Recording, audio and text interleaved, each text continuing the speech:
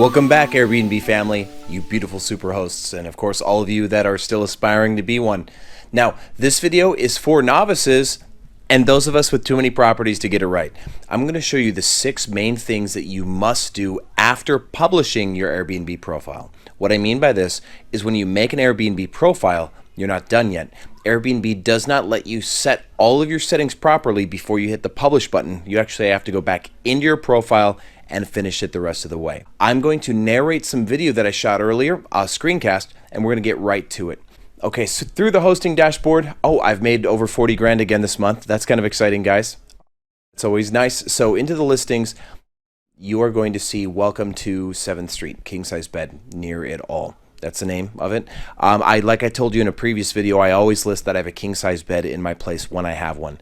People find this important. And if you watch the Airbnb SEO video I made for you guys earlier, having a king bed helps you cut through all the rest of the people. So this because actually not a lot of people have a king bed. So just to explain again, Airbnb SEO, if somebody clicks the king bed feature, you'll pop up, nobody else will.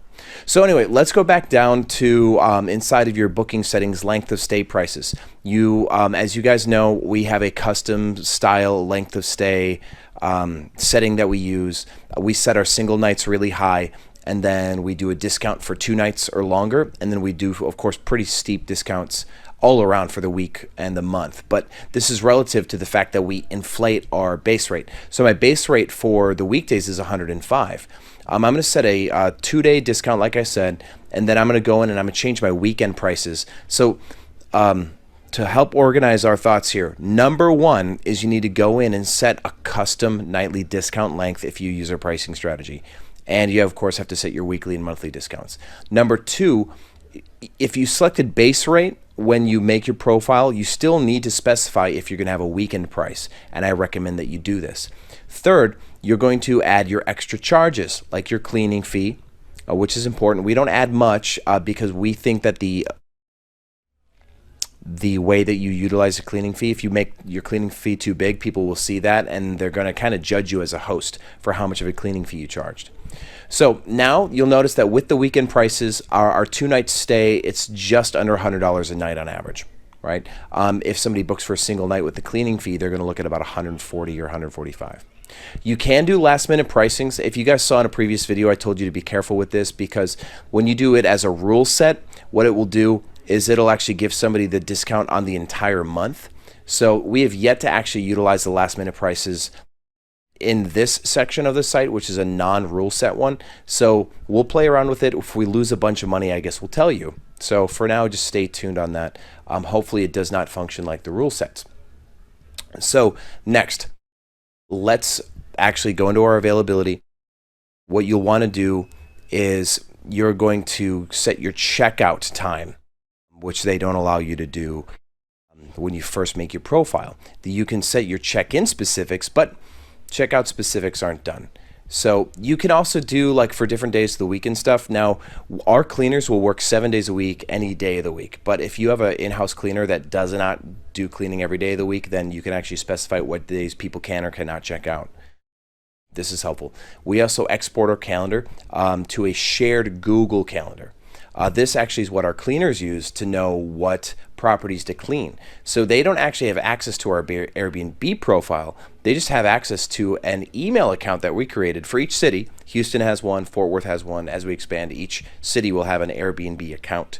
And what we do is we give them that login, and that shared Google Calendar will actually allow them to see who's checking in and who's checking out, and even give them that person's contact information.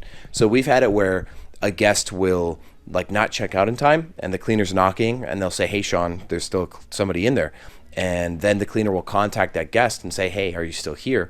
And we can actually have this managed through our cleaners. So this actually helps us offset some of our management costs by empowering our cleaners to handle some of the customer communication at that point. So let's move off from availability. Booking settings, here we are.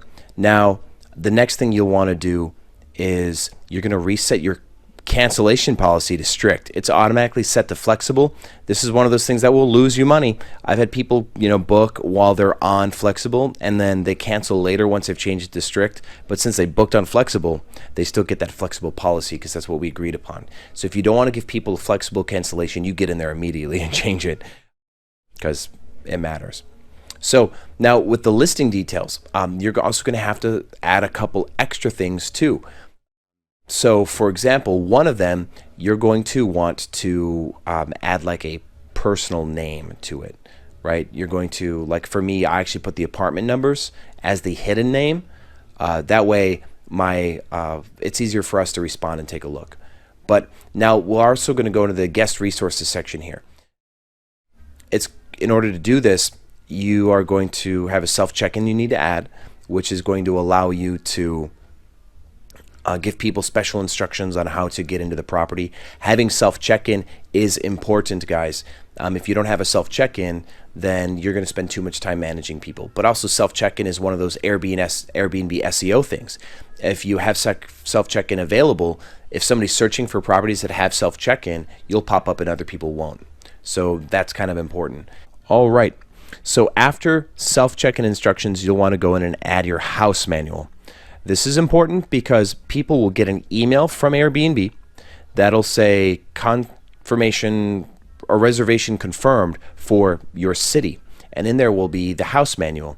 If you want to make it easy for people to check in and check out and you don't want to have to repeat yourself constantly, put a very detailed house manual. And I'll actually itemize things. So in the house manual, I'll put in capital letters like the address, then on arrival, parking, keys, garage, towels and linens, Wi-Fi, checkout, extra questions. And I put everything like in chapters, so as people flip through, they're like, oh, okay, cool, I get it. And another tip is put it in order of operations. So when somebody's arriving, they need the address first, right? And then they need arrival instructions and parking instructions, depending on the specific order. So that matters. And then in addition, you're going to have to reopen your calendar. What Airbnb does is it blocks off the first 7 days to come. So if you are ready to host immediately, you actually need to unblock those dates. So as you see here, we actually had to unblock 2 dates because our other calendar already had some dates booked for the coming week. So we just went in there and we opened up the 2 dates that were available. So that's another thing you have to watch out for. That could actually cost you a whole week of bookings if you weren't paying attention. And then the next thing you need is guest trip information. You can set a custom message for each property that'll say, hey, thanks for booking. Here's a reminder to check your house manual. This is an important part of the booking process. So go into the guest trip information, set a custom message, and I have them that say, hey, here is a reminder. You will receive an email, and this is the title. So in Houston, I say that your email will be titled reservation confirmed for Houston. In Fort Worth, I'll put your email will be titled reservation confirmed for Fort Worth. This helps people know what to look for, and that's how they find the house manual.